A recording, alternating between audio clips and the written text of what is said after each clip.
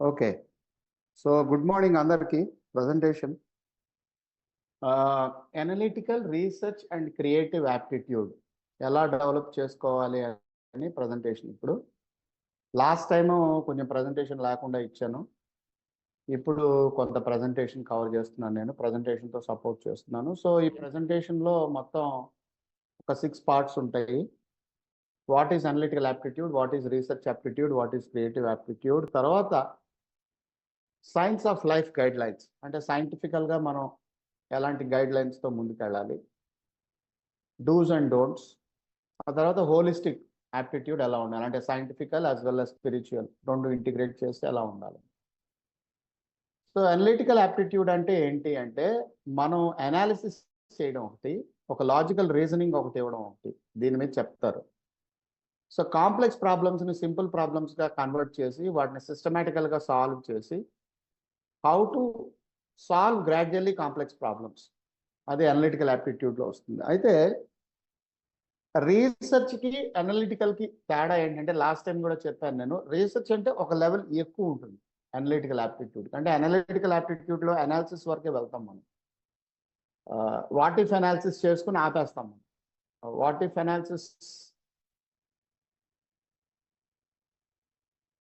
Analysis అనేది మనం అది దాటి ముందుకెళ్ళడం. వాట్ ఇఫ్ అనాలిసిస్లో ఇంకా ముందుకెళ్తే రీసెర్చ్ యాప్టిట్యూడ్ వస్తుంది. రీసెర్చ్ యాప్టిట్యూడ్లో బాగా నలిగితే, బాగా డీప్గా వెళ్తే క్రియేటివ్ యాప్టిట్యూడ్ వస్తుంది. సో క్రిటికల్ థింకింగ్ ఉండాలి. క్రిటికల్ థింకింగ్ అంటే ఇప్పుడు మనకి ఇచ్చిన ఒక ప్రాబ్లంలో ఇంపార్టెంట్ ఏంటి, ఇంపార్టెంట్ కాదు ఏంటి, తర్వాత కాజ్ అండ్ ఎఫెక్ట్ సినారియోస్ ఏమున్నాయి, అంటే ఏది కంట్రోల్ చేస్తుంది, ఏది కంట్రోల్ అవబోతుంది, what are the controlled variables and what are the controlling variables, ఇవన్నీ కూడా అనలిటికల్ యాప్టిట్యూడ్లో వచ్చేస్తాయి మనకి. సో ఇది డెఫినేషన్. రీసెర్చ్ యాప్టిట్యూడ్కి వచ్చేటప్పటికి కొంత మనం డీప్గా స్టడీ చేయాల్సిన అవసరం ఉంది. సో బెస్ట్ అప్రోచ్ ఏంటంటే ప్రాక్టికల్ ప్రాబ్లమ్స్, అబ్జర్వేషన్స్ నుంచి స్టార్ట్ చేయాలి మనం ఎప్పుడు. అసలు what is the fundamental challenge అనేది మనకి ప్రాక్టికల్ ప్రాబ్లమ్స్లో మనకి అరైజ్ అవుతుంది అనమాట. అది అయిన తర్వాత మనం కొన్ని రీసెర్చ్ ఐడియాస్ని మనం డెవలప్ చేసుకుంటాం. ఈ ప్రాక్టికల్ ప్రాబ్లమ్స్ని బట్టి ఏ డైరెక్షన్లో మనం ముందుకు వెళ్ళాలని మనం కొంత కాన్సెప్చువలైజ్ చేసుకుంటాం.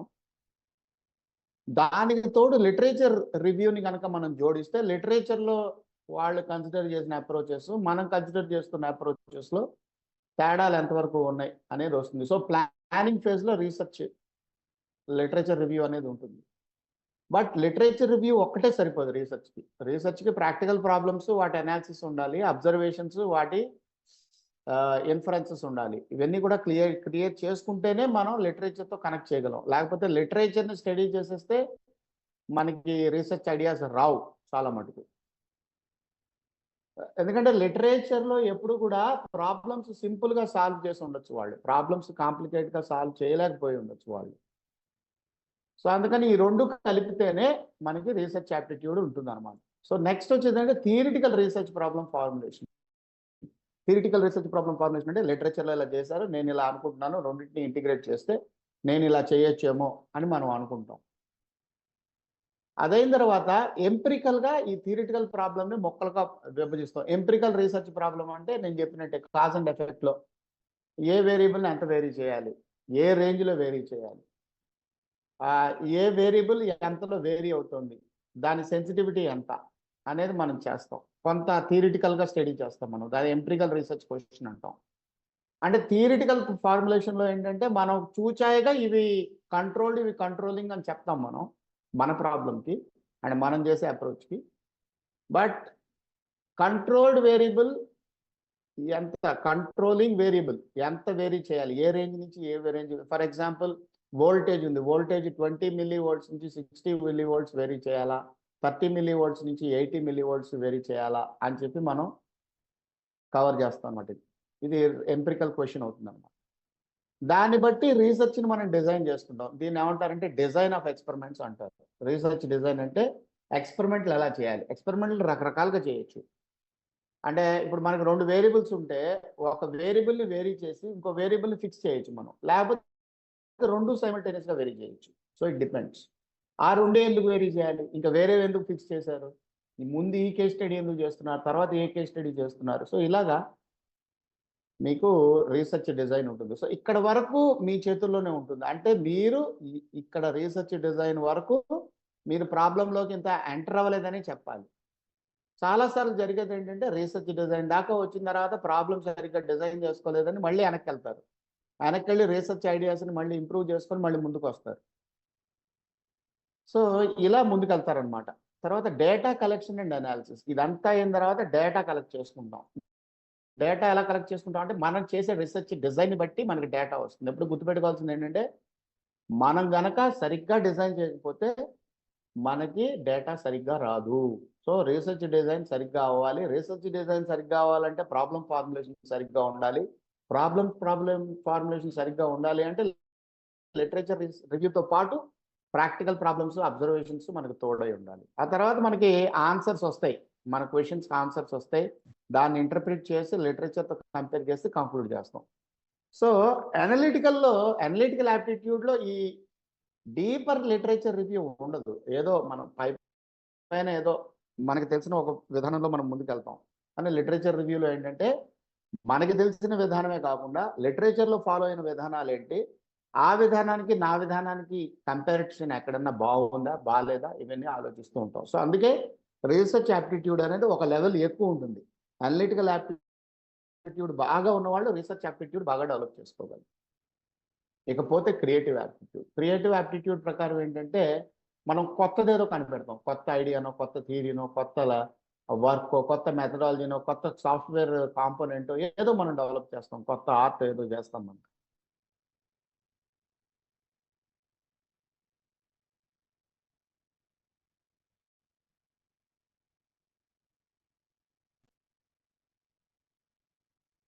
ఓకే,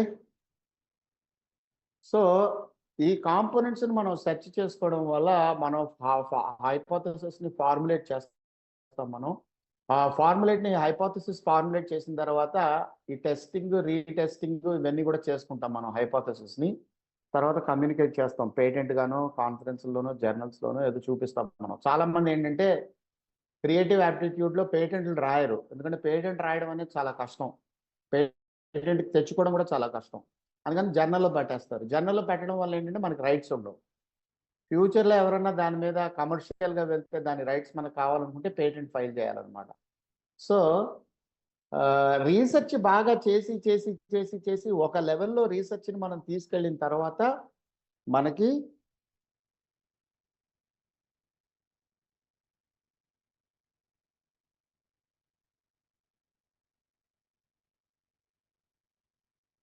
ఒక లెవెల్లో రీసెర్చ్ ప్రాబ్లమ్ని తీసుకెళ్ళిన తర్వాత మనం ఒక లెవెల్లో మనం ఆలోచించిన తర్వాతే క్రియేటివ్ ఎబిలిటీ మనలో వస్తుంది.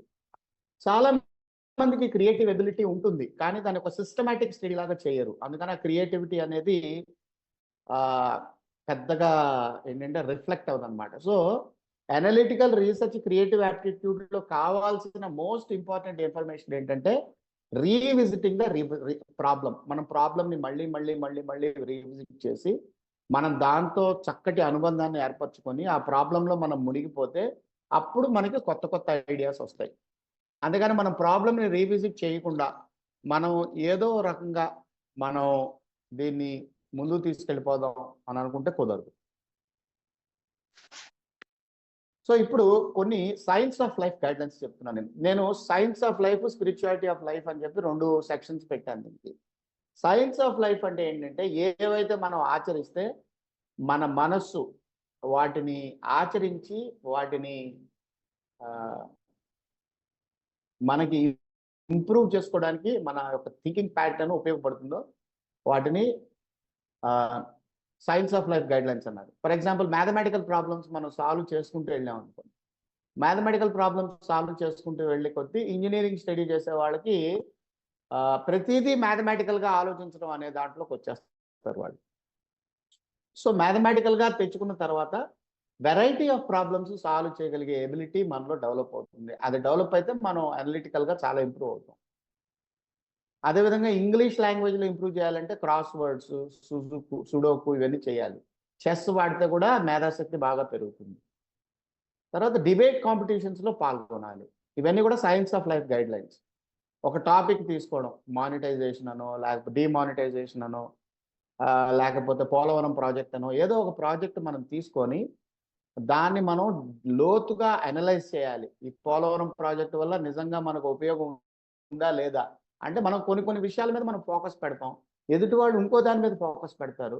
అలా అందరూ రకరకాల టాపిక్ల మీద ఫోకస్ పెట్టడం వల్ల డిబేట్‌లో వాళ్ళిచ్చే ఆర్గ్యుమెంట్లు ఎంతవరకు వాలిడ్, ఎంతవరకు సబబు అని మనం అనలైజ్ చేసుకోగలం. అదేవిధంగా లెక్చర్‌లు అటెండ్ అవ్వాలి. చాలా మటుకు స్టూడెంట్స్, ఫ్యాకల్టీ చేసేదేంటంటే వాళ్ళ పాఠం వాళ్ళు చెప్పుకెళ్తారు. పక్కవాళ్ళు చెప్పింది వినరు వాళ్ళు. ఫ్యాకల్టీలో చెప్తున్నాను ఇది. అదేవిధంగా స్టూడెంట్లు కూడా ఏంటంటే వాళ్ళకి ఏ సబ్జెక్ట్ నచ్చుతుందో అది చూసుకుంటారు. వాళ్ళకి నచ్చని సబ్జెక్ట్ వదిలేస్తారు. అలా కుదరదు. ఎందుకంటే అన్ని సబ్జెక్టులు అన్నిటికీ కనెక్టెడ్‌గా ఉంటాయి. తర్వాత ఐదో రిక్వైర్మెంట్ ఏంటంటే ఒక సొల్యూషన్‌కి రకరకాల డైరెక్షన్స్ ఉంటాయి. అంటే ఇప్పుడు ఆపరేషనే చేయాలనుకుంటే ఆపరేషను చిన్న మార్పులతో ఒక 7, 8 రకాలుగా ఆపరేషన్ చేయొచ్చు మనం డాక్టర్లను చూసుకుంటే. అయితే ఏది చేస్తే దాని యొక్క రిస్క్ ఏంటి, దానికి ప్రోస్ ఏంటి, కాన్స్ ఏంటి, సీనియర్ సర్జన్ దగ్గరికి వెళ్తే మనకు ఐడియా వస్తుంది. అలాగే ప్రతి దాంట్లో కూడా మనకి మల్టిపుల్ డైరెక్షన్స్ ఉంటాయి. ఆ మల్టిపుల్ డైరెక్షన్స్ మనం తెలుసుకోవాలి. మల్టిపుల్ డైరెక్షన్స్ తెలుసుకోవాలి అంటే ఒకటి ఆ విధానంలో ఉన్న వాళ్ళతో మనం ఉండాలి. 2 ఆ విధానంలో లేకుండా మనం అలాగ ఎంగేజ్ అవ్వాలి. 2 రకాలు కావాలి. Discuss with people with multiple backgrounds. రకరకాల బ్యాక్‌గ్రౌండ్స్ ఉన్న వాళ్ళతో డిస్కషన్ చేయడం వల్ల వాళ్ళ బ్యాక్‌గ్రౌండ్‌ని బట్టి ప్రాబ్లమ్‌లో ఇంపార్టెన్స్ అనేది వాళ్ళు పెంచుతారు. అంటే అలాగని చెప్పి బోడిగుండుకి, వెంట్రుకి మీరు కనెక్ట్ చేస్తారా అంటే చేయకూడదు. అలా చేయకూడదు. సో, రిలవెంట్ బ్యాక్‌గ్రౌండ్స్, రిలేటెడ్ బ్యాక్‌గ్రౌండ్స్‌లోనూ మనం కనెక్ట్ చేయాలి. తర్వాత సెర్చ్ ఫర్ కనెక్షన్స్. ఒకదానికి ఇంకోదానికి కనెక్షన్ ఎలా ఎస్టాబ్లిష్ చేయొచ్చు? ఎక్కడ కనెక్షన్ మిస్సింగ్ అనే దాంట్లో మనం ఫోకస్ చేయాలి. అదేవిధంగా డీప్‌గా స్టడీ చేయాలి. ఇప్పుడు కంప్యూటర్ ప్రోగ్రామ్ ఉంది. చాలా సార్లు స్టూడెంట్లు ఏం చేస్తారు? కాపీ కొట్టేస్తారు. అలా చేయకూడదు. ఒక కంప్యూటర్ ప్రోగ్రామ్ తెలియాలంటే మనేం మట్టి బుర్రేం కాదు. ముందు ఒక లైన్ చదవాలి మనం. కంప్యూటర్ ప్రోగ్రామ్‌లో సబ్‌రొటీనో, ఫంక్షనో ఏదో అంటారు. ఆ లైన్ మనం చదవాలి. ఆ లైన్ ఎలా అప్లై చేస్తారు? ఆ లైన్‌లో ఇంపార్టెన్స్ ఏంటి? దాన్ని ఎలా అప్లై చేసుకుంటారు? అనేది కొంత డీప్‌గా మనం స్టడీ చేస్తే మనకి ప్రోగ్రామింగ్ ఈజీగా అర్థమవుతుంది.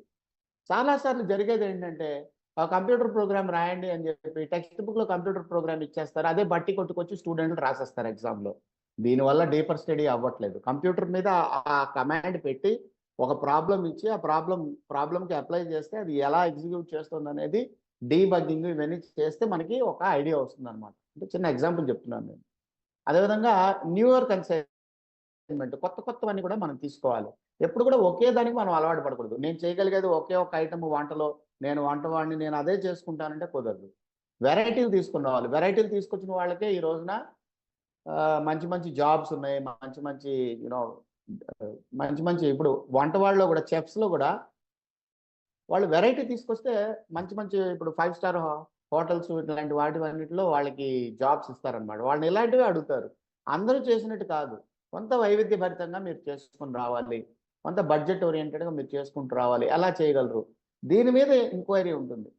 కామన్ మ్యాన్ ఎలా ఆలోచిస్తాడంటే ఒక వంటవాడు నేను ఇడ్లీ, దోస, పూరి ఇవే చేయగలను. నేను ఇంక ఇవి తప్ప చేయలేను అంటాడు.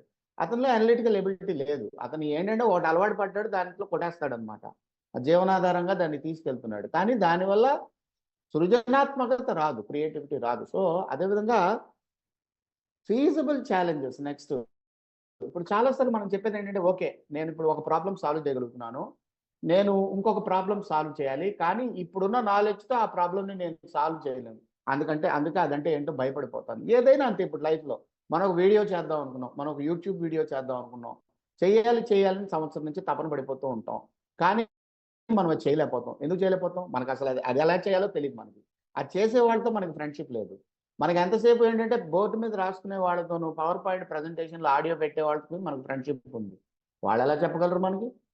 సో, కొత్త ఛాలెంజెస్ మన లైఫ్‌లో తీసుకుంటూ ఉంటే గనక, అప్పుడు అందులో కూడా మనం డీప్‌గా ముందుకెళ్తూ ఉంటాం. చెప్పే పాయింట్ ఏంటంటే ఇంజినీరింగు, మెడిసిను, డాక్టరు ఇవే కాదు అనలిటికల్ యాప్టిట్యూడ్ అంటే, వీడియోలు తయారు చేయడం మీద కూడా డిగ్రీలు ఇస్తున్నారు ఇప్పుడు. అదేవిధంగా సినిమా ఎలా తీయాలనే దాని మీద డిగ్రీలు ఉంటున్నాయి ఇప్పుడు. ప్రతి దాంట్లోనూ ఈ అనలిటికల్ యాప్టిట్యూడ్ మనకు చాలా ఇంపార్టెంట్. తర్వాత ఎదుటి వాళ్ళకి అర్థం కాని లాంగ్వేజ్లో చెప్పకూడదు అనేది తప్పు పద్ధతి అసలు. అది కూడా మంచి ఈజీ లాంగ్వేజ్లో చెప్తే వాళ్ళకి అర్థమయ్యి వాళ్ళు చక్కటి ప్రశ్నలు వేస్తారు. వాళ్ళు ప్రశ్నలు వేయడం వల్ల మనం నేర్చుకుంటాం. మన భక్తి వేదాంత ఇన్స్టిట్యూట్ డైరెక్టర్ గారు టీడీ సింగ్ గారు ఏం చెప్పారంటే, ప్రతి ఒక్కళ్ళు కూడా లైఫ్ లాంగ్ స్టూడెంట్గా ఉండవలసిందే అని చెప్పారు. ఎంత చక్కటి విషయం చెప్పారు అంటే, ప్రతి ఒక్కళ్ళు స్టూడెంట్గా ఉండడం అంటే ఏంటి? ప్రతిరోజు ఏదో ఒకటి మనం నేర్చుకోవాలి. ఒకటే రిటైర్ అవబోయే ఫ్యాకల్టీ కానీ, డైరెక్టర్ కానీ, ఐఐటి డైరెక్టర్ కానీ ప్రతిదీ నేర్చుకుంటూనే ఉంటాడు. ఎందుకంటే కొత్త కొత్త పరిస్థితుల్లోకి వెళ్ళిపోవాలి. కొత్త కొత్త విషయాల్ని హ్యాండిల్ చేయాలి. కొత్త కొత్త విషయాల మీద అవగాహన రావాలి. అలా వచ్చినప్పుడు సింపులర్ లాంగ్వేజ్లో ఎవరన్నా మనకి చెప్పి, సింపుల్ మెథడ్లో మనకి ఎవరన్నా చెప్పి, మనలో కాన్ఫిడెన్స్ డెవలప్ చేయగలిగితే ఆటోమేటికల్గా ముందుకెళ్తాం. కాన్ఫిడెన్స్ డెవలప్ చేయాలంటే ఈజీ ప్రాబ్లమ్స్ ముందు సాల్వ్ చేయాలి, డిఫికల్ట్ ప్రాబ్లమ్స్ తర్వాత సాల్వ్ చేయాలి, most difficult problems last solve చేయాలి. అందుకే ఏంటంటే స్టూడెంట్లు వచ్చినప్పుడు మేము ఐఐటీల్లో టఫ్ ప్రాబ్లమ్స్ ఎప్పుడూ ఇవ్వం. మేము ముందు సింపుల్ ప్రాబ్లమ్స్ ఇస్తాం. సింపుల్ ప్రాబ్లమ్స్ సాల్వ్ చేశాక వాళ్ళలో కాన్ఫిడెన్స్ లెవెల్స్ డెవలప్ చేసి ఒక పబ్లికేషన్ వాళ్ళు రాయగలిగే పరిస్థితికి వచ్చిన తర్వాత అప్పుడు కాంప్లికేటెడ్ ప్రాబ్లమ్స్ వాళ్ళకి మేము ఇచ్చుకుంటూ వెళ్తాం.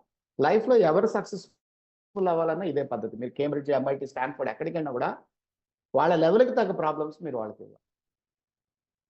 తర్వాత అనలిటికల్ క్రియేటివ్ యాప్టిట్యూడ్ డెవలప్ చేయడానికి అమెరికాలో బాగా ఫేమస్ అయిన science of life guide line ఏంటంటే లెర్నింగ్ పిరమిడ్. లెర్నింగ్ పిరమిడ్ ప్రకారం మనం ఎఫెక్టివ్గా లెర్న్ చేయాలి అంటే ఒక లెక్చర్ చదివితే 5% మాత్రమే రిటైన్ అవుతుంది. ఒక మెటీరియల్ ఏదన్నా చదివితే 10% మనకు ఉంటుంది. ఆడియో విజువల్ ప్రజెంటేషన్ అంటే బోర్డు మీద రాస్తూ చెప్పినప్పుడు బాగా అర్థమవుతుంది మనకి. మనం చదివిన దానికంటే కూడా బోర్డు మీద రాస్తే బాగా అర్థమవుతుంది మనకి. సో అందుకే ఎప్పుడు గుర్తుపెట్టుకోవాల్సింది ఏంటంటే, లైఫ్లో ఈ డైరెక్షన్లో ఎదగదాం అనుకుంటున్న వాళ్ళు పవర్ పాయింట్ ప్రజెంటేషన్లో చూడకూడదు. పెన్ను పేపర్ పెట్టి రాయాలి వాళ్ళు. పెన్ను పేపర్ పెట్టి ఎంత రాస్తే అంత బ్రెయిన్లో అది రిటైన్ అవుతుంది. పెన్ను పేపర్ పెట్టి రాయకపోతే అది మర్చిపోతాం మనం. దాని అప్లికేషన్ ఏంటనేది తెలియదు మనకి. మనసుకి అలాంటి టెక్నాలజీనే భగవంతుడు ఇచ్చాడు మనకి. ఈ కంప్యూటర్లు ఇవన్నీ కూడా పెన్ను పేపర్ నుంచి డెవలప్ అయినవే ఇవి.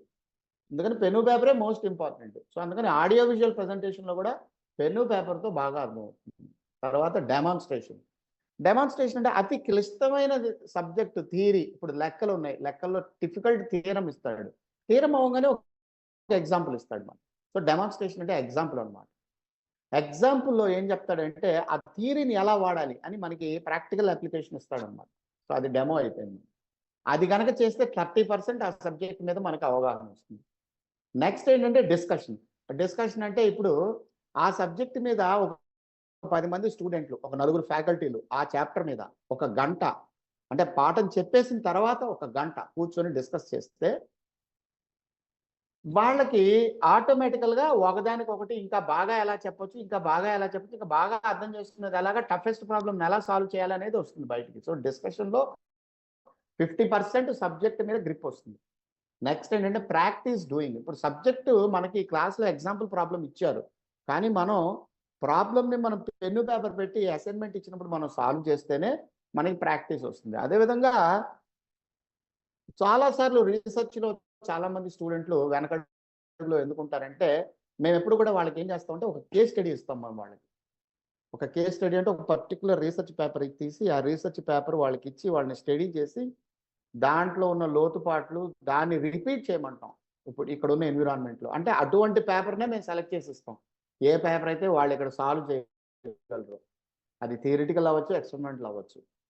అట్లాంటి పేపర్ ఒకటి ఇచ్చి సాల్వ్ చేసినప్పుడు ఏంటంటే ప్రాక్టీస్ అవుతుంది అనమాట. ప్రాక్టీస్ సెషన్స్ అనేవి ఉన్నప్పుడు జరిగేది ఏంటంటే ఎక్స్పీరియన్షియల్ లెర్నింగ్ అవుతుంది. Experimental learning, experiential learning. Experimental learning అంటే అటు వెళ్తే ఏం జరుగుతుందో తెలుసుకుందాం అనేది ఎక్స్పెరిమెంట్. అటు వెళ్తే ఏం అనుభవం కలుగుతుందో తెలుసుకుందాం అనేది ఎక్స్పీరియన్షియల్. సో ఎక్స్పీరియన్షియల్ లెర్నింగ్ ద్వారా ప్రాక్టీస్ డూయింగ్ అనేది వస్తుంది మనకి. సో రీసెర్చ్, క్రియేటివిటీ, అనలిటికల్ ఇవన్నీ కూడా అనుభవపూర్వకంగా డెవలప్ అవ్వాల్సినవే, కానీ మనం అనుభవం లేకుండా మనం ఏదో గొప్పదేదో సాధించగలం అంటూ ఏమీ లేదు ఈ ప్రపంచంలో. ఆ తర్వాత ప్రాక్టీస్ డూయింగ్ అయిన తర్వాతే టీచింగ్కి వెళ్ళాలి. చాలాసార్లు చాలామంది ఫ్యాకల్టీ చేస్తుంది ఏంటంటే ప్రాక్టీస్ చేయకుండా టీచింగ్ చేస్తారు. అంటే ఫర్ ఎగ్జాంపుల్ ఇప్పుడు నేను ఒక పాఠం చెప్పాలి అంటే నేను ముందు అసలు ఆ సబ్జెక్ట్లో ఏం చెప్పబోతున్నాను, ఎలా చెప్పబోతున్నాను అనేది నేను నాకంటూ ఒక గంట నేను టైం పెట్టేయాలి.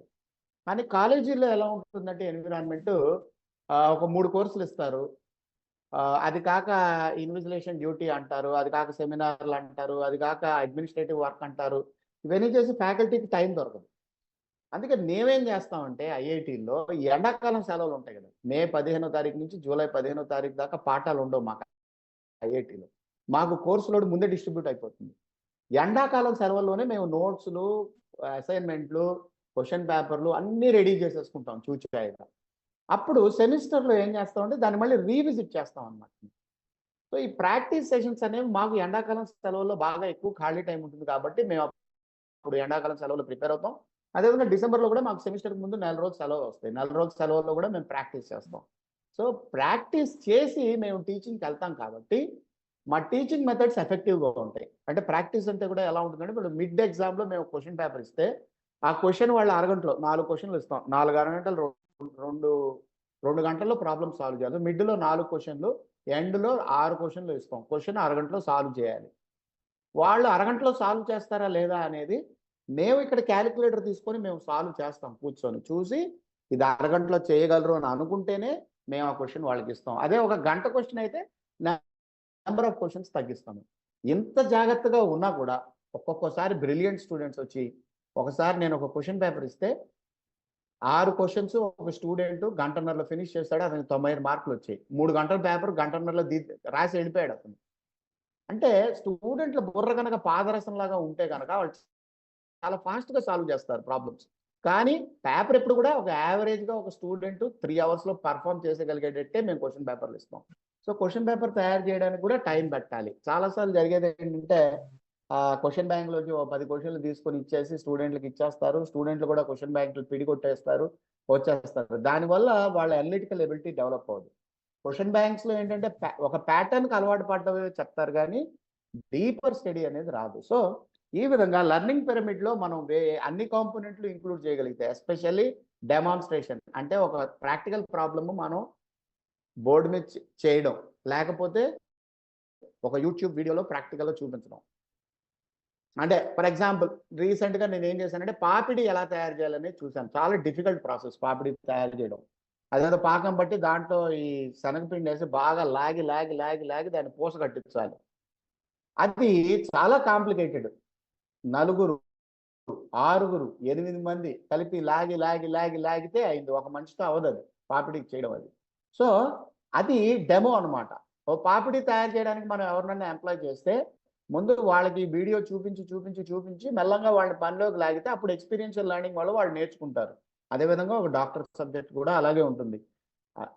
నర్సులకి ఇంజెక్షన్ ఎక్కడ చేయాలి? ఎక్కడ చేస్తే ఇంజెక్షన్ చేసినట్టు అవుతుంది? ఎక్కడ చేస్తే వాళ్ళకి సెప్టిక్ అవుతుంది? అన్నీ కూడా క్లియర్‌గా ఉంటాయి. ఇవన్నీ ప్రాక్టీస్ బేస్డ్ లెర్నింగ్ అన్నమాట. అదేవిధంగా everything in this world is practice based learning. Problem ఏం జరుగుతుందంటే మొబైల్ మాయలో పడిపోయి ఫ్యాకల్టీ కూడా ఏంటంటే ప్రాక్టీస్ చేయట్లేదు. చేయకుండా చెప్తున్నారు. దానివల్ల ఏంటంటే లెర్నింగ్ ఎఫెక్టివ్‌గా హృదయానికి హత్తుకునేటట్టు లేదు. సో, అందుకని అనలిటికల్ డెవలప్‌మెంట్, క్రియేటివ్ యాప్టిట్యూడ్, రెండోది అనలిటికల్ యాప్టిట్యూడ్ అనేది రకరకాలుగా డెవలప్ అవుతాయి. పాఠాలు ఎలా బాగా చెప్పాలనేది కూడా అనలిటికల్ యాప్టిట్యూడే. పాఠాల్లో ఇంకా ఇంప్రూవ్‌మెంట్ ఎలా చేయాలనేది కూడా క్రియేటివ్ యాప్టిట్యూడే. దాని మీద కూడా మనం పేపర్‌లు రాయొచ్చు. దాని మీద కూడా జర్నల్స్ పబ్లిష్ చేయొచ్చు మనం. జర్నల్స్ అలాంటి వాటికి కూడా ఉన్నాయి. జర్నల్ ఆఫ్ టీచింగ్ లెర్నింగ్ అని చెప్పి కొత్త జర్నల్ వచ్చింది. అందులో పాఠాలు ఎలా చెప్పాలనే దాని మీద పేపర్‌లు అడుగుతున్నారు వాళ్ళు. సో, ఇలాగా ఏది కూడా మనకి లెర్నింగ్‌కి అడ్డమేమి కాదు. అంటే రీసెర్చ్‌కి ఏది అడ్డమేమి కాదు. అది మనం గుర్తుపెట్టుకోవాల్సిన పాయింట్. రెండోది మోస్ట్ ఇంపార్టెంట్ పాయింట్ ఏంటంటే విజువలైజేషన్ టూల్స్ ఎప్పుడూ ఉండాలి మన దగ్గర. ఇప్పుడు ఫర్ ఎగ్జాంపుల్ ఒక ప్రెజెంటేషన్ ఇస్తున్నాం మనం. ప్రెజెంటేషన్‌తో పాటు ఒక బోర్డ్ ఉండాలి మనకి. ప్రెజెంటేషన్‌లో డిఫికల్ట్ పార్ట్‌ని మనం బోర్డ్ మీద ఒక బొమ్మలాగా గీసి జనాలకు చూపించాలి మనం. దీన్ని విజువలైజేషన్ టూల్ అంటారు. రెండోది ఏంటంటే ఒక ఏకాంతత, ఒక ఏకాగ్రత మరియు ఒక ఫోకస్ ఉండాలన్నమాట. మనం పని చేస్తున్నప్పుడు డిస్ట్రాక్షన్స్ ఉండకూడదు. ఇప్పుడు మార్కెట్‌కెళ్ళి మనం పుస్తకాలు చదవలేము. అదేవిధంగా ఇంట్లో కూడా ఎప్పుడు కూడా మ్యూజిక్ ఉండి సినిమాలు చూస్తూ ఉంటే మనకి ఫోకస్ అనేది కుదరదు. సో, లోన్లీనెస్ అనేది కావాలి. అది చాలా సార్లు చాలా మందికి ఏంటంటే ఎర్లీ మార్నింగ్ గాని, లేట్ నైట్ గాని ఆ టైం దొరుకుతుంది జనాలకి. డే టైము పక్షుల శబ్దాలని, లేకపోతే ఇంట్లో వాళ్ళ గొడవలని, రాత్రులు అందరూ పడుకున్న తర్వాత చాలా మంది చదువుకుంటారు. సక్సెస్ అయిన వాళ్ళలో 100% వాళ్ళు ఇలా సక్సెస్ అయిన వాళ్ళే. డే టైము వాళ్ళకి ఫోకస్ ఉన్నా కూడా వాళ్ళు ఎక్కువ వాటి మీదకి డైవర్సిఫైడ్గా ఉండరు. లైఫ్ స్టైల్లో ఏంటంటే ఒక 3 4 ఉంటాయి వాళ్ళకి అంతే. ఇప్పుడు విజువలైజేషన్ టూల్స్ ఎలా డెవలప్ చేసుకోవాలనేది చెప్తున్నాను. Working with hands. మనం చాలాసార్లు పాఠం చెప్తున్నప్పుడు ఈ చేతులు ఇలా ఊపం అనమాట. చేతులు ఇలా ఊపుతూ, చేతులు ఇలా చెప్తున్నప్పుడు ఆ ప్యాటర్న్ బ్రెయిన్‌లో స్టోర్ అయిపోతుంది అనమాట. తర్వాత writing by hand and freeing mind from occupancy. ఎప్పుడు కూడా బోర్డు మీద మనం రాస్తున్నప్పుడు ఫ్లో ఆఫ్ థాట్స్ ఉంటుందన్నమాట. మనం రాయినప్పుడు ఏమిటంటే ఇంతకు ముందు ఆలోచించింది ఇంపార్టెంట్ ఏమో, ఇప్పుడు నేను చెప్తుంది ఇంపార్టెంట్ కాదేమో అని అనిపిస్తుంది. బోర్డు మీద రాసినప్పుడు ఏది ఇంపార్టెంటో బాక్స్ కొట్టి పెట్టేస్తాం, ఏది ఇంపార్టెంట్ కాదో దాన్ని కొట్టేస్తాం, లేకపోతే దాన్ని ఇంపార్టెంట్ పెట్టాం మనం. తర్వాత సిట్టింగ్ అవుట్ సైడ్ ఏ బాక్స్, ఇది కూడా చాలా ఫేమస్ అనమాట. ఒక బాక్స్ బయట మనం కూర్చుని ఉంటే మనకు కొత్త నావెల్టీ అనేది వస్తుంది అనమాట. ఇది ప్రూవ్ అయింది యాక్చువల్గా చాలా కంపెనీల్లో. ఒక క్యూబ్ లాగా ఇచ్చేసి దాని బయట కూర్చోబెట్టేస్తారు. Next, breaking an object into parts and bridging connections. ఇది చాలా సాఫ్ట్వేర్ కంపెనీలో ఇది చాలా యూస్ఫుల్ ట్రిక్ అనమాట. ఒకటి ఏదన్నా మనకి ఇస్తే దాన్ని ముక్కలు కొట్టి ఒక ట్రైన్కి ఎలా అయితే ఇంజన్ తర్వాత ఒక బోగి తర్వాత ప్యాంట్రీ కారు తర్వాత గార్డు బోగి, ఇట్లా అన్ని ఎలాగైతే కనెక్ట్ అయి ఉంటాయో అలాగా ఒక ఏదన్నా ఒకటి ఇస్తే దాన్ని ముక్కలుగా కొట్టి దాన్ని విశ్లేషించి ఏ ముక్క ఫంక్షన్ ఏంటి, ఏ ఫంక్షన్ కనెక్ట్ అవుతుంది, ఇట్లాంటివన్నీ మనం చేసుకోవాలి. తర్వాత strong tendency to mix the mixable. అంటే కొన్ని విషయాలు ఏంటంటే కలవవు, కానీ వాటిని మనం కలపాలన్నమాట. అంటే నేను ఇవన్నీ ముందుకు ఎందుకు చెప్తున్నానంటే భక్తి వేదాంత ఇన్స్టిట్యూట్లో మీరు అందరూ గుర్తుపెట్టుకోవాల్సిన పాయింట్ ఏంటంటే మేము అటు సైంటిఫికల్గా కూడా వెళ్తాము, ఇటు స్పిరిచువల్గా కూడా వెళ్తాము. అంతేగాని కేవలం భగవద్గీత ఆధారంగా మా ప్రజెంటేషన్స్ అవి ఉండవు. సో ఏదైతే కలపలేరో వాటిని కలపగలగాలి. అంటే కలపలేనివి ఏముంటాయి? ఫర్ ఎగ్జాంపుల్ ఇప్పుడు కొత్తగా ట్రెండ్ వస్తుంది ఏంటి, మెషిన్ లెర్నింగ్ హ్యుమానిటీస్లో ఎలా పెట్టాలి. హ్యుమానిటీస్ సబ్జెక్టు అసలు మెషిన్ లెర్నింగ్కి కనెక్టెడే కాదు, కానీ ఈరోజు అలా ఆలోచిస్తున్నారు. Humanities and social sciences, artificial intelligence ఎలా కలిపేయాలి. ఈ రెండు కలిసేవి కాదు, ఈ రెండు డిఫరెంట్ డైరెక్షన్స్ అనమాట. ఈ రెండింటిని ఎలా కలపాలి అనే దాని మీద టెక్స్ట్ బుక్స్ ఉన్నాయి, రీసెర్చ్ పేపర్లు ఉన్నాయి. అలా మనం కొంత కలపలేని వాటిల్లోకి మనం వెళ్తే ఏంటంటే కలపలేని వాటిల్నే మనం కలపగలిగినప్పుడు కలపగలిగే వాడిని ఈజీగా కలిపే ఆలోచన విధానం మనకు వస్తుంది. అదేవిధంగా కనెక్టింగ్ థింగ్స్, ప్రతిదీ ఇంకో దాంతో కనెక్ట్ చేయడం మనం నేర్చుకోవాలి. ఫెసిలిటేట్ ర్యాండమ్నెస్, ర్యాండమ్గా ఉండాలి. ఎప్పుడు కూడా స్టీరియో టైప్లో ఇలాగే వెళ్ళాలని కాదు, ఇలా వెళ్తే ఎందుకు వెళ్ళకూడదు అని అనుకోవాలి మనం. Think simple. పెద్దవి సాల్వ్ చేసేది బదులు చిన్నవి సింపుల్గా ఉండేవి సాల్వ్ చేసుకొని తర్వాత పెద్దవాటికి వెళ్ళాలి. Exploration limitations of previously carried out work. ఇది వరకు చేసిన వర్క్ని మనం ఎలా ఇంప్రూవ్ చేసుకోవచ్చు అనేది వాటి లిమిటేషన్ స్టడీ చేస్తేనే మనకు తెలుస్తుంది. అలాగే కాంప్లెక్స్ విషయాలు సింపుల్గా తెలియని వాళ్ళకి తెలియజెప్పడం. అంటే అమ్మమ్మలకి, నాన్నమ్మలకి, తాతయ్యకి నువ్వేం చేస్తున్నావు అంటే నేను ఏదో చేస్తున్నాలే అంటాం. అలా కాదు, అది యాటిట్యూడ్ సరైనది కాదు. ఆఫీస్లో వర్క్ నేచర్ ఏంటి, ఆఫీస్లో ఏం చేస్తున్నావు, దాన్ని ఎలా కనెక్ట్ చేస్తున్నావు, ఇవన్నీ ఎక్స్ప్లెయిన్ చేయగలడం రావాలి. నెక్స్ట్, సబ్ కాన్షియస్ మైండ్ని ఎలా ఎంగేజ్ చేయాలి అంటే మనలో ఒక సబ్ కాన్షియస్ మైండ్ ఉంటుంది. అంటే బయటకి వ్యక్తీకరించిన ఈ భావ ప్రపంచానికి బయట ఒక ప్రపంచం ఉంటుంది మనకి. సో ఫస్ట్ ఏంటంటే ఒంటరిగా గడపగలగాలి. కొంచెంసేపు ఒంటరిగా గడపగలిగితేనే మనకి ఈ సబ్ కాన్షియస్ మైండ్ డెవలప్ అవుతుంది.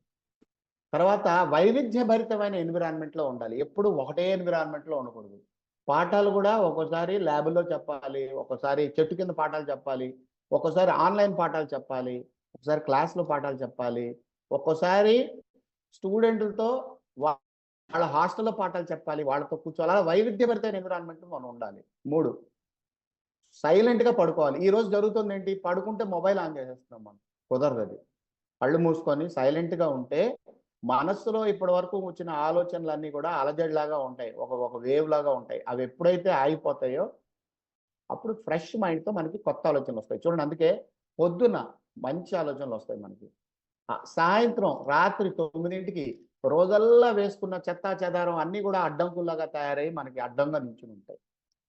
తర్వాత loneliness driving subconscious mind engagement. ఒంటరితనంతో ఉండడం వల్ల సబ్ కాన్షియస్ మైండ్ ఓపెన్ అవుతుంది. సబ్ కాన్షియస్ మైండ్ ఓపెన్ అయినప్పుడు, సబ్ కాన్షియస్ మైండ్ ఎందుకు ఓపెన్ అవ్వాలి అంటే కాన్షియస్ మైండ్ ఎప్పుడు కూడా కాజ్ అండ్ ఎఫెక్ట్కి కండిషన్డ్ అయిపోతుంది. అలాగే కాన్సన్ట్రేషన్, ఫోకస్ డెవలప్ చేసుకోవాలి. ఇక్కడ మన మహామంత్రంతో కాన్సన్ట్రేషన్ డెవలప్ చేసుకోవడం మీద నేను కొంత ఎక్స్ప్లెయిన్ చేస్తాను. ఇప్పుడు జనాలు అడిగేది ఏంటంటే మహామంత్రంతోనే కాన్సన్ట్రేషన్ ఎందుకు చేసుకోవాలి, వేరే పద్ధతుల ద్వారా ఎందుకు కాన్సన్ట్రేషన్ చేయకూడదు, కళ్ళు మూసుకొని ఓం అని అనొచ్చు, ఏమీ ఆలోచించుకోకుండా ఉండొచ్చు, ఇవన్నీ ఉన్నాయి. అవన్నీ నేను కొంత ఎక్స్ప్లెయిన్ చేస్తాను.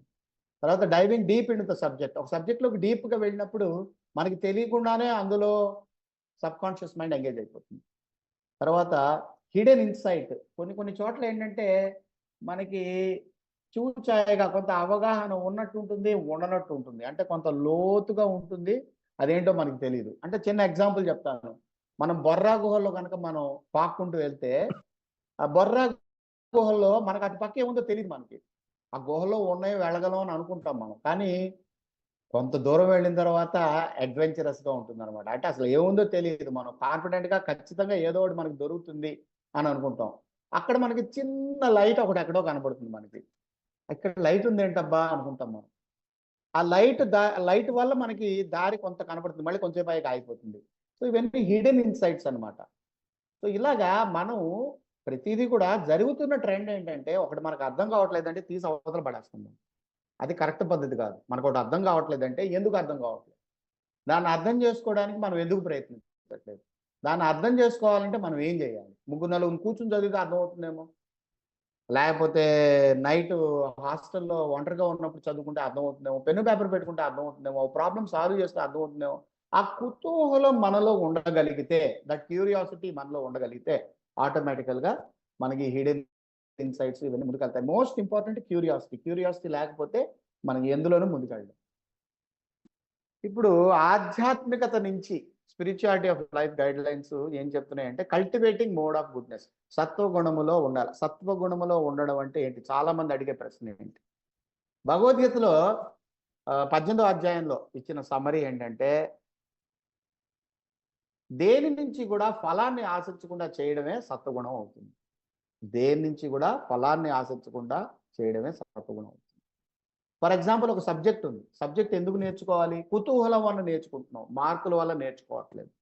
మార్కుల వల్ల నేర్చుకుంటే రజోగుణం అవుతుంది, కుతూహలం వల్ల నేర్చుకుంటే సత్వం. అది అసలు ఏంటి, అందులో లోటుపాట్లు ఏంటి, అందులో అర్థమయ్యేది ఏంటి, అర్థం కానిది ఏంటి, అది నాకు ఎందుకు అర్థం కావట్లేదు, నేను ఎందుకు అర్థం చేసుకోలేకపోతున్నా, ఇది కుతూహలం అవుతుంది. ఇలా ఇంతవరకు అయితే ఓకే, నేను ఈ సబ్జెక్ట్ నేర్చుకుంటే నాకు 2 లక్షల ప్యాకేజ్ వస్తుంది, ఈ సబ్జెక్ట్ నేర్చుకోకపోతే నాకు 25,000 ప్యాకేజ్ వస్తుంది, ఇట్లా అనుకోవడం రజోగుణం అవుతుంది. అలా నేర్చుకునేది అంతా కూడా ఏమవుతుందంటే మనల్ని పూర్తిగా అందులో పడేస్తుంది అనమాట. అంటే మనం సబ్జెక్ట్ నేర్చుకునే వాళ్ళం అవ్వం. ఇప్పుడు ఈ రోజు బాగా జీతాలు ఇచ్చేసి ₹1,00,00,000 50 లక్షలని సాఫ్ట్వేర్ జాబ్లు వచ్చాయి ఈ రోజున. ఒకప్పుడు అసలు ₹1,00,00,000 జాబ్ ఆఫర్ వస్తే ఐఐటీలో బీటెక్లు రిజెక్ట్ చేసేవాళ్ళు, నేను చేయను ఇలాంటి ఉద్యోగం అని. ఎందుకంటే వాళ్ళకి ఆ ఉద్యోగంలో వెళ్తే వాళ్ళ కుతూహలం క్యాన్సిల్ అయిపోతుందనే ఫీలింగ్ వాళ్ళకు ఉంది. అందుకని వాళ్ళు ₹1,00,00,000 ఉద్యోగం కావాలనుకునేవాళ్ళు కాదు. వాళ్ళ కుతూహలం కొద్దీ వాళ్ళు ఇంకా బాగా ఏదో చేయాలని పిహెచ్డీలు చేసేవాళ్ళు. ఇప్పుడు ఐఐటీలో బీటెక్లే పిహెచ్డీ చేయట్లేదు. ఎందుకంటే ఇప్పుడు ఈ ప్యాకేజీలు, ఇంట్లో లోన్లు తీసుకోవడాలు, చదువు అనేది వ్యాపారం అయిపోవడం వల్ల ఇలా జరుగుతుంది. సో ఎప్పుడైతే వ్యాపారం ధోరణిలో మనం చేస్తామో మన ఉన్నతిని మనమే అడ్డుకుంటూ ఉంటాం. వ్యాపార ధోరణి ఎంతవరకు ఉండాలంటే శరీరాన్ని మెయింటైన్ చేసుకునేంత వరకు ఉండాలి, అంతకు మించి ఉండకూడదు. రెండోది ఇంటలెక్చువల్ హ్యూమిలిటీ. ఇంటలెక్చువల్ హ్యూమిలిటీ అంటే ఏంటంటే మనం ఏదన్నా చదువుకుంటే మనకి ఇంతవరకే తెలుసు అని అనుకోవాలి, అంతకని నాకు అంతా తెలుసు అని అనుకోకూడదు. చాలా మంది స్టూడెంట్లు ఎలా ఉంటారంటే కాలర్ ఎగరేస్తూ ఉంటారు. మనకి తెలియనివి ఎన్నో ఉన్నాయి ప్రపంచంలో. ఇప్పుడు ఫర్ ఎగ్జాంపుల్ ఆర్టిఫిషియల్ ఇంటెలిజెన్స్. ఓ మెషిన్ ఏదైనా పెట్టి నేను ఏం ఆలోచిస్తున్నానో చెప్పమనండి, నేను వాళ్ళు జపం చేశానో లేదో చెప్పమనండి, చెప్పలేదు.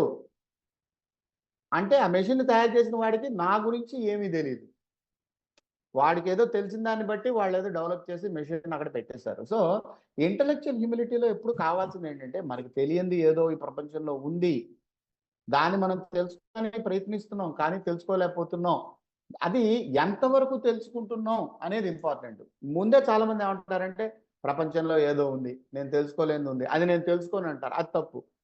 క్యూరియాసిటీ ఎప్పుడు ఉండాలి. మనం అదంటే ఏంటో తెలుసుకోవాలి, దాంట్లో ఎంతవరకు సబ్జెక్ట్ మనం లెర్న్ చేయాలి అనేది మనం తెలుసుకోవాలి. Next practical application of spirituality. ఆధ్యాత్మిక జీవితాన్ని ప్రాక్టికల్గా అప్లై చేయాలి, పుస్తకాల్లో చదువుకుని కూర్చోవడం కాదు. జీవితంలో దాన్ని, దైనందిక జీవితంలో మనం దాన్ని ఇంప్లిమెంట్ చేయాలి.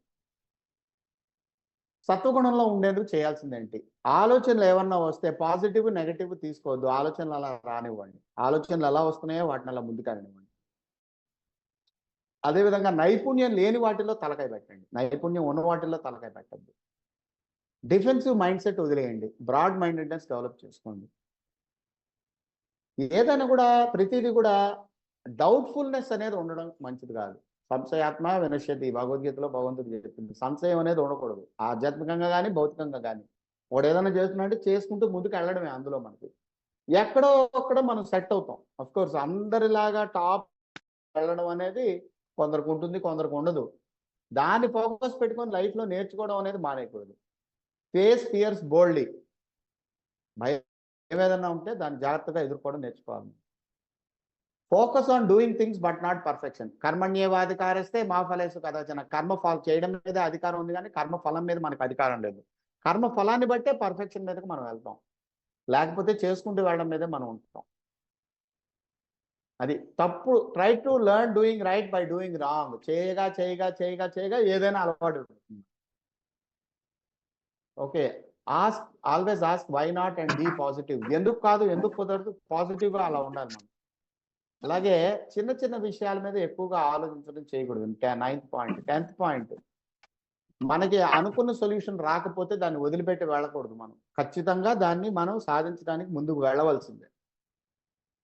సో ఇంటలెక్చువల్ హ్యూమిలిటీ ఎలా డెవలప్ చేసుకోవాలి అంటే వేరే వాళ్ళ అభిప్రాయాల్ని మనం పరిగణలోకి తీసుకోవాలి. ఎప్పుడు జరిగేది ఏంటంటే నేను ఆలోచించే విధానం కరెక్ట్ అనుకుంటాం. సోషలైజ్ అవ్వాలి మనం. తర్వాత వేరే వాళ్ళతో డిస్కషన్లో ఉండాలి, కొలాబరేట్ చేయాలి. అదేవిధంగా వేరే వాళ్ళ నైపుణ్యాన్ని మన నైపుణ్యాన్ని జోడించి కొత్తగా మనం నేర్చుకోవాలి. Practical application of spirituality. 4 నియమాలు ఫాలో అవ్వాలి.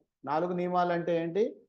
మద్యపానం చేయకూడదు, మాంసాహారం తీసుకోకూడదు, గ్యాంబ్లింగ్ అంటే జోదం ఆడకూడదు, అదేవిధంగా పరపురుషుడు పరాయి స్త్రీతోనూ మనకి సంబంధాలు ఉండకూడదు. ఈ 4 మనకి డివోషనల్ గ్రూప్స్లో చెప్తూ ఉంటారు. ఇప్పుడు దీని ఎక్స్టెండెడ్ వర్షన్స్ ఏంటి? నో ఇంటాక్సికేషన్ అంటే దేనికి బానిస అవ్వకూడదు. మనం ఈ రోజు దేనికి బానిస అవుతున్నాం? డబ్బుకు బానిస అవుతున్నాం, హోదాకి బానిస అవుతున్నాం, పరపతికి బానిస అవుతున్నాం, మన బుద్ధి బాగా ఉందనే అహంకారంతో బానిస అవుతున్నాం. సో ఇవన్నీ కూడా ఇంటాక్సికెంట్స్ అని. అలాగే మీట్ ఈటింగ్ అంటే అది ఎవరినన్నా హింసిస్తే అది మీట్ ఈటింగ్ కిందే వస్తుంది. ఒకడు రోజు కూడా వెజిటేరియన్ ఫుడ్ తింటున్నాడు కానీ ఇంకోళ్ళని బాగా హింసిస్తున్నాడు, మానసికంగా రంపం తీసుకొని పరా కోసి వాళ్ళని ఏడిపిస్తున్నాడు, అది మీట్ ఈటింగ్ కిందకే వస్తుంది. అదేవిధంగా గ్యాంబ్లింగ్ అంటే చాలా మంది అనుకునేది అంటే ప్యాకార్డ్ గ్యాంబ్లింగ్ అనుకుంటారు. గ్యాంబ్లింగ్ అంటే షేర్ మార్కెట్లో ఇన్వెస్ట్ చేయడం గ్యాంబ్లింగ్. 10% మించి 8 to 9% మించి వడ్డీ వచ్చే ఏ డబ్బు పెట్టే పద్ధతి అయినా గ్యాంబ్లింగ్ అవుతుంది. శాస్త్ర ప్రకారం కొంత భాగమే మనకి ఎంజాయ్ చేయడానికి ఇవ్వడం జరిగింది. ఇప్పుడు చాలా మంది ఇప్పుడు గ్యాంబ్లింగ్లో ఏంటి, మ్యూచువల్ ఫండ్లో వాటిలో రిస్క్ ఫండ్లు అని ఉంటాయి. రిస్క్ ఫండ్లో ఇప్పుడు ₹1,00,000 పెడితే 30% రిటర్న్ వస్తుంది అంటాడు, కానీ రిస్క్ బాగా ఉంటుంది అంటాడు. 30% రావచ్చు, 3% రావచ్చు, ఉన్న డబ్బులు లాస్ కూడా అవ్వచ్చు. సో అలాంటి రిస్క్ ఫండ్స్లో పెట్టేది గ్యాంబ్లింగ్ అవుతుంది.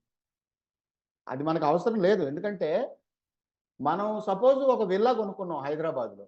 ఒక విల్లా మనం హైదరాబాద్లో కొనుక్కున్నాం, విల్లాలో మనం ఉందాం అనుకుంటాం, కానీ విల్లాలో పనిచేసేందుకు మనుషులు లేరు మన దగ్గర, డబ్బులు ఉన్నాయి మన దగ్గర. బెస్ట్ ఎగ్జాంపుల్ మా ఐఐటీనే. మా ఐఐటీలో ఎంత 25 కిలోమీటర్ల దూరంలో మా ఐఐటీ ఉంది. స్టూడెంట్లు డబ్బులు బాగా ఖర్చు పెట్టి ఇక్కడికి వచ్చారు, కానీ వాళ్ళకి తినడానికి క్యాంటీన్లో వంట చేసి పెట్టేవాళ్ళు ఈ చుట్టుపక్కల వాళ్ళే. ఎవరు ఇంత దూరం వచ్చి క్యాంటీన్లో వంట చేయరు. ఇక్కడ వాళ్ళకి వంటలు చేయడం సరిగ్గా రాదు. వీళ్ళు ఏంటంటే ఇక్కడ క్యాంటీన్లో వంట బాగుండట్లేదని కంప్లైంట్ చేస్తారు. సో డబ్బు ఉంది, బొర్ర ఉంది, తర్వాత మంచి ర్యాంక్ తెచ్చుకున్నారు, కానీ ఫుడ్ సరిగ్గా లేదు.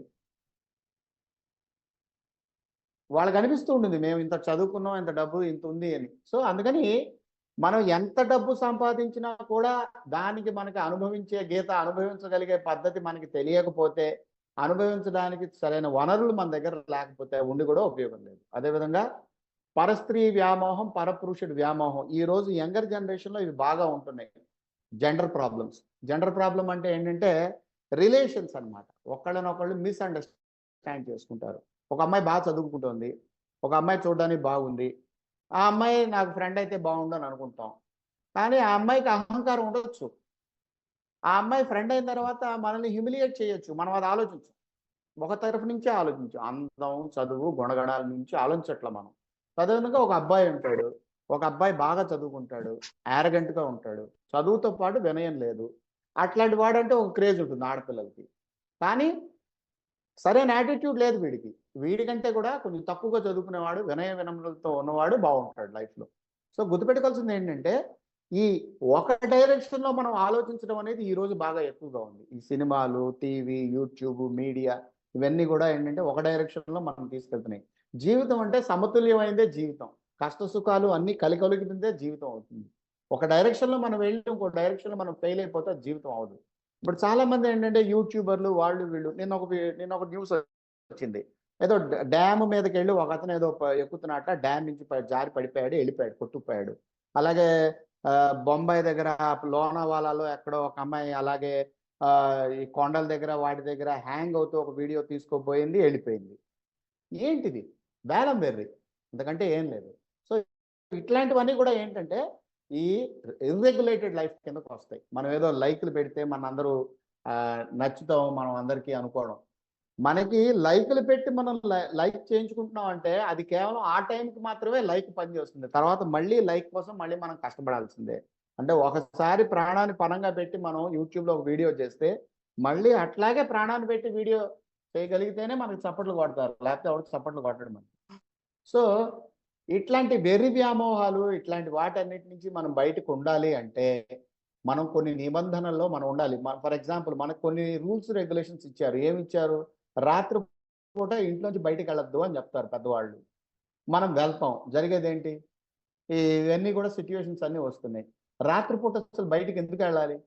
ఇంట్లోంచి బయటికెందుకెళ్ళిపోవాలి? ఎళ్ళిపోవాలి అంటే గదిలోంచి బయటికెళ్ళి ఇంట్లో తిరగాడొచ్చు. రూఫ్ మీదకెళ్ళొచ్చు. లేపోతే కార్ పార్క్‌లోకెళ్ళి కొంచెంసేపు మాట్లాడుకొని రావచ్చు. గేటు దాటి వెళ్ళిపోవాల్సిన అవసరం ఏముంది మనకి? సో, మన సేఫ్టీ ఇంపార్టెంట్‌గా మనం చూసుకోవాలి.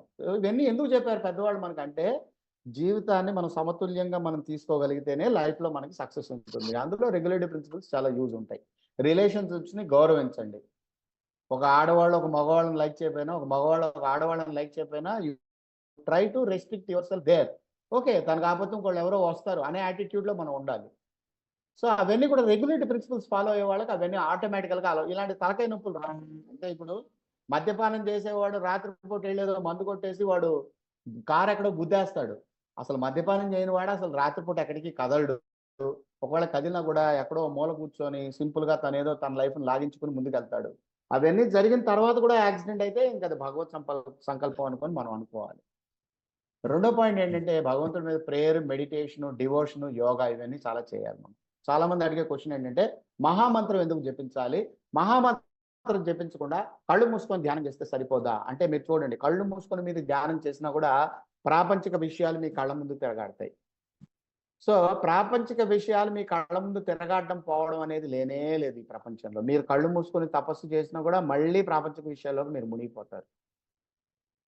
అంటే చాలా మందేంటంటే భగవన్నామం చేయడం వల్ల కూడా ప్రాపంచిక విషయాల్లోకి మనం మునిగిపోతాము అనంటే, భగవన్నామం మనం చేసేటప్పుడు ఒక్కొక్కసారి అటెంటివ్‌గా చేస్తాం. ఒక్కోసారి అటెంటివ్‌గా చెయ్యం. అటెంటివ్‌గా చేసినప్పుడు నామము అటెంటివ్‌గా చేయనప్పుడు నామానికి తోడ్పడి గ్రాడ్యుయల్‌గా మనం ఇన్‌అటెంటివ్ చాంటింగ్ నుంచి మనం బయటకొచ్చేస్తాం.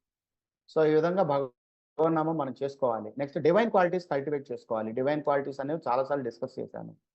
నెక్స్ట్ క్యూరియాసిటీ, ఎంథూసియాజంని బట్టి క్రియేటివ్ ఎంగేజ్‌మెంట్‌లో ఉండాలి గానీ, ఫలాలను బట్టి మనం క్రియేటివ్ ఎంగేజ్‌మెంట్‌లో ఉండకూడదు. సో, డివైన్ క్వాలిటీస్ ఏంటి? త్యాగభావము, ఎదుటి వాళ్ళలో తప్పులు ఎంచకపోవడం, దయాగుణము, క్షమాగుణము, క్లీన్‌గా ఉండడము, ఈర్ష్య లేకుండా ఉండడం. వాడేదో పెద్దదేదో సాధించాడని ఈర్ష్య పడిపోతూ ఉంటాం. ఈ అనవసరమైందండి. స్పిరిచ్యువల్ నాలెడ్జ్ కల్టివేట్ చేసుకోవడం, దానం చేయడం, తర్వాత ఆస్టెరిటీ చేయడం, సింపుల్‌గా ఉండడం, అహింసతో ఉండడం, సత్యం పలకడం ఇవన్నీ కూడా డివైన్ క్వాలిటీస్. గుర్తుపెట్టుకోవాల్సిన పాయింట్ ఏంటంటే భగవంతుడే అన్నిటిని కంట్రోల్ చేస్తున్నాడు. ఇది మనం గుర్తుపెట్టుకుంటే అసలు ఏ ప్రాబ్లమ్ లేదు. మంచి అయినా ఓకే, చెడు అయినా ఓకే. మనం పైకి వెళ్ళినా ఓకే, కింద ఉన్నా ఓకే.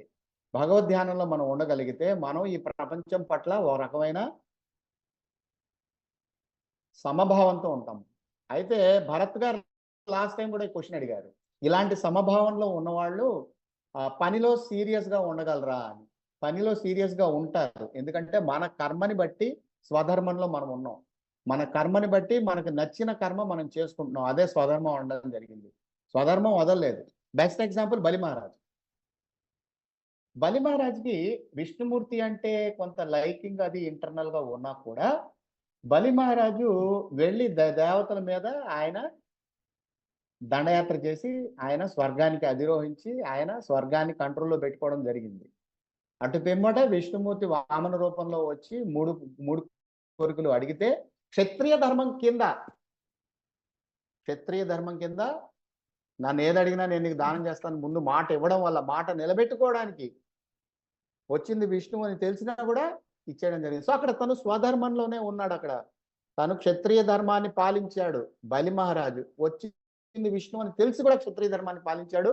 అదే భగవంతుడికి నచ్చింది. అల్టిమేట్ గా భగవంతుడు అతనికి మంచి లోకంలో ఉంచడం జరిగింది. సో గుర్తుపెట్టుకునే పాయింట్ ఏంటంటే మనకి నచ్చేవి శాస్త్రపరంగా అలౌడ్వి ఇవన్నీ మనం చేసుకుంటే మనకి ఇమీడియట్ గా మనకి ఫెయిల్యూర్ అయితే రావచ్చు, కానీ లాంగ్ టర్మ్ లో మనకి సక్సెస్ వస్తుంది. ఎందుకంటే భగవంతుడే అందరి హృదయాల్లో ఉన్నాడు. సర్వస్వ చాహం హృది సన్నివిష్టో మత్తా జ్ఞానం స్మృతి అపోహనం చ. నేను అందరి హృదయాల్లో ఉన్నాను. నా నుంచి అందరికీ గుర్తు, మరపు మరియు జ్ఞానం అనేవి వస్తున్నాయి. సో మనం రీసెర్చ్ చేస్తున్నప్పుడు మనకి ఆ రీసెర్చ్ లో ముందుకు వెళ్ళాలి అని కానీ ఆపేయాలని కానీ మనకి డైరెక్షన్ ఇచ్చేది ఎవరంటే భగవంతుడు. అది మనం ఎప్పుడు గుర్తుపెట్టుకోవాలి. అలాగని చెప్పి రీసెర్చ్ వదిలి వెళ్ళిపోయే నేచర్ మనకి లేదు. బలి మహారాజ్ ఎలా అయితే తన యొక్క స్వధర్మమైన క్షత్రియ ధర్మంలో ఉన్నాడో మనం కూడా రీసెర్చ్ లో ట్రైన్ అయ్యి రీసెర్చ్ చేయడం అనేది ఆపడం అనేది జరుగుతుంది. కర్మణ్యవాధికారస్తే మా ఫలేసు కదాచన మా కర్మ ఫలహేతుర్భూర్ మాతే సంగస్తు కర్మణి. మనకి ఇచ్చిన కర్మ చేయడానికి అధికారం ఇవ్వబడింది. ఎందుకంటే ఆ కర్మ చేయడానికి మన గుణాలు మనకు తోడ్పడుతున్నాయి. ఇప్పుడు రిక్షా తొక్కే అతను ఉన్నాడు, రిక్షా తొక్కకుండా ఉండలేడు. మీరు ఆపండి, రిక్షా తొక్కడం ఆపేయమనండి, రిక్షా తొక్కడం ఆపేసి కూలి పనికి వెళ్ళమనండి, వెళ్ళలేడు. అతనికి ఆ కర్మ మీద అతనికి అధికారం ఉంది. ఎందుకంటే అతనికి ఆ గుణాలు, ఆ రిక్షా తొక్కడం అనే గుణాలు అతనికి ఇచ్చింది. అదేవిధంగా చదువుకునే ప్రొఫెసర్ ఉంటాడు, పుస్తకాలు చదవకుండా ఉండలేడు, ఖచ్చితంగా పుస్తకాలు చదువుకుంటూనే ఉంటాడు. అది ఆపడం అది స్వధర్మం అవుతుంది. కానీ గుర్తుపెట్టుకోవాల్సిందంటే అది చదివినంత మాత్రాన టాప్ ప్రొఫెసర్ అవ్వగలరని, చదవలేనంత మాత్రాన ఫ్లాప్ ప్రొఫెసర్ అయ్యారని మనం అనుకోవడానికి వీల్లేదు. చాలా మంది ఫ్యాకల్టీ, చాలా మంది ప్రొఫెసర్లు ఎలా ఉంటారంటే ఏమీ తెలియని వాళ్ళ ఉంటారు. కానీ వాళ్ళని వెళ్ళి అడగండి మీరు, మీకు అసలు ఆశ్చర్యపోయే విధంగా వాళ్ళు మాట్లాడగలరు. అంటే వాళ్ళు నిండుకొండ వంటి వాళ్ళు అనమాట. నిండుకొండ తొణకదు అనేటట్టు ఉంటారు వాళ్ళు. సో ఎప్పుడు కూడా ఇక్కడ చెప్పిందంటే మా కర్మ ఫలహేతుర్భూర్. మనం చేసే కర్మలకి మనమే ఫలం తెస్తున్నాం అని అనుకోవడానికి వీల్లేదు. మనం కర్మ చేస్తాం, కర్మ ఫలాలు ఇవ్వాలా ఇవ్వద్దా అనేది భగవంతుడు చూసుకుంటాడు. కానీ మన స్వధర్మమైన కర్మని మనం చేసుకుంటూనే ఉండాలి. అంతేగాని స్వధర్మమైన కర్మ మనకి నచ్చింది రాలేదని వదిలిపెట్టడం కానీ, నచ్చింది వచ్చిందని బాగా అందులో పడిపోవడం కానీ మర్చిపోకూడదు. రెండు కూడాను మనకి నచ్చింది వచ్చినా భగవంతుడి కృపే, మనకి నచ్చింది రాకపోయినా భగవంతుడి కృపే అనే ఆలోచనలో ఉండి మనం ముందుకు వెళ్ళగాలి. అలా వెళ్ళగలిగితేనే మనం కర్మయోగంలో ఉండగలం. సో ఫైనల్గా డూస్ అండ్ డోంట్స్ ఏంటంటే ఏదైనా చెయ్యాలి కాబట్టి చెయ్యాలి, దాంట్లో జ్ఞానం ఏమిటి, అందులో ఉన్నది ఏమిటి నేర్చుకునే కుతూహలంతో మనం చేయాలి, చేసి తృప్తి చెందాలి. అది డూస్. డోంట్స్ ఏంటంటే ఇది చేస్తే నాకు ప్రమోషన్ వస్తుంది, ఇది చేయకపోతే నాకు ప్రమోషన్ రాదు. ఐఐటీలో కూడా చాలా మంది ప్రొఫెసర్లు ప్రమోషన్లు వచ్చాక కూడా పబ్లికేషన్లు చేస్తూ ఉంటారు, స్టూడెంట్లను గైడ్ చేస్తూ ఉంటారు. అంటే స్వధర్మంలో ఉండాలని అనుకున్నాం. కానీ గుర్తుపెట్టుకోవాల్సిన పాయింట్ ఏంటంటే స్వధర్మంలో ఉన్నప్పుడు భగవంతుడు నుంచి ఇవి వస్తున్నాయని అనుకోకపోతే మళ్ళీ కర్మలో పడిపోయి మళ్ళీ జన్మలో మళ్ళీ ప్రొఫెసర్గానే జన్మించడం లేకపోతే ఎంగేజ్ అవడమో జరుగుతుంది. సో స్వధర్మంతో పాటు పరోధర్మం కూడా మనం చేయాలి. నాకు ఈ ధర్మాన్ని ఇచ్చింది ఎవరు, నాకు ఈ కర్మనిచ్చింది ఎవరు, నాకు ఈ ఆలోచించే విధానాన్ని ఇచ్చింది ఎవరు అని చెప్పి మనం ఆలోచించుకొని తేరా తుచుకో అర్పణ్. కర్మ స్టార్టింగ్, కర్మ మిడిల్, కర్మ ఎండ్. కర్మ స్టార్టింగ్ అంటే కర్మకి కావాల్సిన వనరులు, కర్మ మిడిల్ కర్మ చేస్తున్నప్పుడు మనకి కావాల్సిన బుద్ధి, తర్వాత కర్మ ఎండ్ ఆ కర్మ చేయడం తర్వాత వచ్చే కర్మ ఫలితం. మూడు ఉంటాయి కర్మలు. సో కర్మను ఒక యజ్ఞంలా మనం ట్రీట్ చేస్తే యజ్ఞానికి కావాల్సిన ఘీ, కట్టె పొలలు, యజ్ఞకర్త బ్రాహ్మణుడు, యజ్ఞం అయిన తర్వాత ఆహుతి, యజ్ఞఫలం, ఈ మూడు ఉంటాయి. సో కర్మను మనం యజ్ఞంలాగా చూడగలిగితే అప్పుడు కర్మ ద్వారా మనం భగవంతుని మనం ఎల్లప్పుడూ మనం ధ్యానించగలిగితే కర్మ ద్వారా కూడా ధ్యానించవచ్చు. అదే 18వ అధ్యాయం 58వ శ్లోకంలో చెప్పబడింది అన్నమాట. అలా కూడా మనం ధ్యానం చేయగలిగితే ఆటోమేటికల్లీ కర్మ ద్వారా మనం భగవంతుడి వైపు మనం మరలి గ్రాడ్యువల్గా కర్మయోగంలో మనం ఫిక్స్ అవుతాం. అంతేగాని నేను పాఠాలు చెప్పగలనని చెప్పి 24 గంటలు పాఠాలు చెప్పడం వల్ల, నేను రీసెర్చ్ చేయగలనని చెప్పి 24 గంటలు పిహెచ్డి స్టూడెంట్ చేత రీసెర్చ్ చేయడం వల్ల కర్మయోగం అవదు. భగవంతుడు యోగం అంటే యుక్తము, అంటే భగవంతుడితో కనెక్ట్ అవ్వడం. వీటన్నిటికీ మూలాధారం భగవంతుడు అని ఎప్పుడైతే మనం తెలుసుకొని మన స్వధర్మాల్లో మనం ఎప్పుడైతే నియుక్తమై భగవంతుని యొక్క చేతనలో మనం ఉంటామో అప్పుడే అది కర్మయోగం. సో ఈ రెండు అందుకే ఇంటిగ్రేట్ చేయడం చాలా important. Science of life, engaging sub conscious mind, what if analysis చేయడం, కేస్ స్టడీస్ చేయడం, ఎక్స్పీరియన్స్తో నేర్చుకోవడం. సైంటిస్టులకు కూడా కొంత ఫెయిత్, డిటాచ్మెంట్, లాయల్టీ ఇవన్నీ కూడా ఉంటాయి. అవన్నీ కూడా స్పిరిచువల్గా కల్చర్ నుంచే వస్తాయి. ఇవన్నీ కూడా సైన్స్ ఆఫ్ లైఫ్ నుంచి మనకు వస్తాయి. స్పిరిచువాలిటీ ఆఫ్ లైఫ్ని బట్టి మనకి ఇంట్రెస్ట్ ఉన్న సబ్జెక్ట్లో డీప్గా వెళ్ళడం, తర్వాత స్ట్రాంగ్ క్యూరియాసిటీ ఉండడం, ఎంతూజియాజం ఉండడం, భగవంతుని పట్ల భక్తి ఉండడం, సత్వగుణంలో ఉండడం, తర్వాత మనం ఎప్పుడైతే చాలా గొప్ప విషయాన్ని అచీవ్ చేస్తామో లైఫ్లో అది భగవంతుడి కృపతో మనకు వచ్చింది అని చెప్పి అనుకోవడం. ఇలా కనుక అనుకుంటే అప్పుడు ఆధ్యాత్మికంగా ఇటు సైంటిఫికల్గా synthesis of science and spirituality. Scientific అంటే cause and effect relation, spirituality అంటే బియాండ్ కాజ్ అండ్ ఎఫెక్ట్, మిస్టిసిజంతో భగవంతుని యొక్క కృపతో కలిగే రియాలిటీ. ఈ రెండింటిని మనం అనుసంధానం చేయగలిగితే అప్పుడు మనకి analytical research and creative aptitude చాలా డెవలప్ అవుతాయి. సో కంక్లూషన్ ఏంటంటే స్పిరిచువాలిటీ ఫిలాసాఫికల్ అవుట్లుక్ని డెవలప్ చేస్తుంది. తర్వాత మనకు అర్థం కాని తనం ఏదో ఈ ప్రపంచంలో ఉంది, అది భగవంతుని యొక్క కృపతో జరుగుతుంది మనకు తెలియజెప్తుంది. సైన్స్ ఆఫ్ లైఫ్ సిస్టమైటైజేషను, రేషనలైజేషను ఈ రెండు డెవలప్ చేస్తుంది. ఈ రెండింటిని ఇంటిగ్రేట్ చేస్తే లైఫ్ చాలా ఫాస్ట్గా, స్కిల్ బాగా డెవలప్ అవుతుంది. పిహెచ్డి స్టూడెంట్లు 5 ఏళ్ల టైంలో డిప్రెషన్కి లోన్ అవుతారు. ప్రతి పిహెచ్డి స్టూడెంట్ డిప్రెషన్కి లోన్ అవుతారు. ఎందుకు లోన్ అవుతారంటే చేసేది వాళ్ళు చేస్తున్నారు కాబట్టి వాళ్ళ కర్మఫలం కావాలని అనుకుంటారు. మేమేం చేస్తామంటే ఆ డిప్రెషన్లోకి వెళ్ళినప్పుడు వాళ్ళ ఆలోచన విధానంలో ఉండనివ్వం. వాళ్ళని లాక్కొచ్చేస్తాం, బయటకు లాక్కొచ్చేసి ల్యాబ్లో 24 గంటలు పని చేయించి ప్రతి గంట డెడ్లైన్లు పెట్టి వాళ్ళ చేత ఆలోచన విధానం నుంచి బయటికి తెస్తాం. వాళ్ళు కొంచెం డివోషనల్గా ఇంక్లైండ్ అయితే వాళ్ళని డివోషనల్గా మేము ఇటు తిప్పుతాం. సో ఇక్కడతో ఇవాళ ప్రజెంటేషన్ అయిపోయింది. Thank you very much. We can now interact. Thank you Prabhuji. చాలా అంటే సైన్స్ అండ్ స్పిరిచువాలిటీని ఎగ్జాక్ట్గా బ్లెండ్ చేశారు. సో ఎవరన్నా if anyone wants to ask anything, they can ask, or they can put their queries in the chat box.